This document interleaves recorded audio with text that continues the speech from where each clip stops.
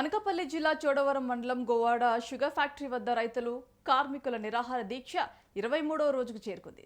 దీక్షలో కూర్చొని చోడవరం మడుగుల నియోజకవర్గాల ఎమ్మెల్యేలు రాజు సత్యనారాయణ సంఘీభావం తెలిపారు.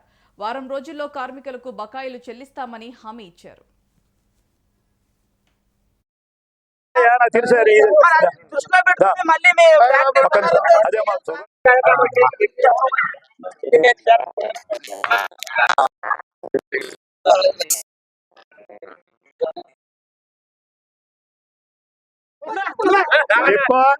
ఏం చెప్పాను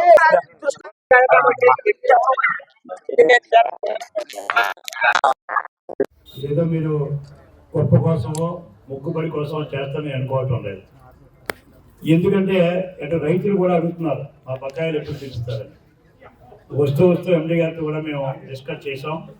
అయితే మేము శాసనసభ్యులు అయిన వెంటనే అసెంబ్లీ అవుతున్న తరుణంలో నేను కేఎస్ఎన్ గారు చంద్రబాబు నాయుడు గారికి ఒక వినతిపత్రం కూడా ఇవ్వడం జరిగింది. బకాయిల విషయంలో కానీ, కార్మికుల బకాయిల విషయంలో కానీ, రైతులు బకాయి విషయంలో కానీ రెండు మన ఫ్యాక్టరీ ఆధునీకరణ చేయవలసి ఉంది. గత సంవత్సరం మేము ఎంత ఇబ్బంది పడమంటే రోజు మాకు తెల్లవారిదాకా కొత్తగా చూసాను. మేము ఎండి గారికి అప్పుడు ఎండి గారు సంజయ్ గారు ఉండేవాడు. ఏమైనా అయిపోయింది అడుగుతుంటే సార్ మళ్ళీ మీకు మెకానిక్ వచ్చాం సార్ మళ్ళీ ఆధార్ ఇద్దాం అనుకునేవాడు. ఎప్పటికప్పుడు రిపేర్ అయిపోయి రైతులు నిరాశ నిరుత్సాహం వచ్చి ఈ సంవత్సరం మళ్ళా ఈ చెరుకు ఎండిపోతాయేమో వెయ్యలేమో ఈ ఫ్యాక్టరీ ఎప్పుడు అయిపోతుందని చెప్పి చెరుకు కూడా 30% దగ్గర తగ్గిపోయింది.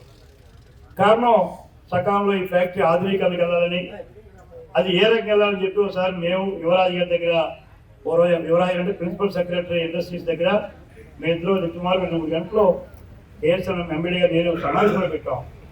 అది ఇతరాలకు వెళ్ళాలా లేదా రిజిస్టర్కి వెళ్ళాలని అదొక భాగం.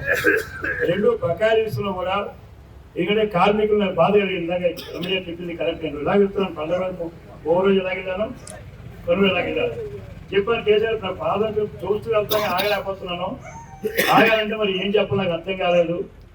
మాకు ఇబ్బంది వాళ్ళకి నేనే కార్మికులు అనేవాళ్ళు ఎంతకాలం బకాయితో ఉండి కుటుంబాలు పోషిస్తా ఉన్నాం. ఆ ప్రాబ్లం ఉంది.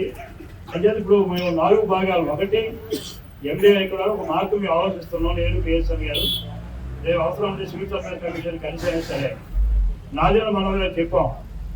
ఇక్కడ సివిల్ సప్లైస్లో డబ్బులు బాగా ఉన్నాయి. వాళ్ళు కూడా పర్చేజింగ్ చేస్తున్నారు. మాకు మా షుగర్ అంతా ఉంది. ఇక్కడ మీరు గవర్నమెంట్కి ఇస్తే ఎవరో మన అబ్జెక్ట్ చేయరు, మన ఎవరు కామెంట్ చేయరు. ఏదో మీరు గొప్ప కోసమో మొక్కుబడి కోసమో చేస్తామని అనుకోవటం లేదు.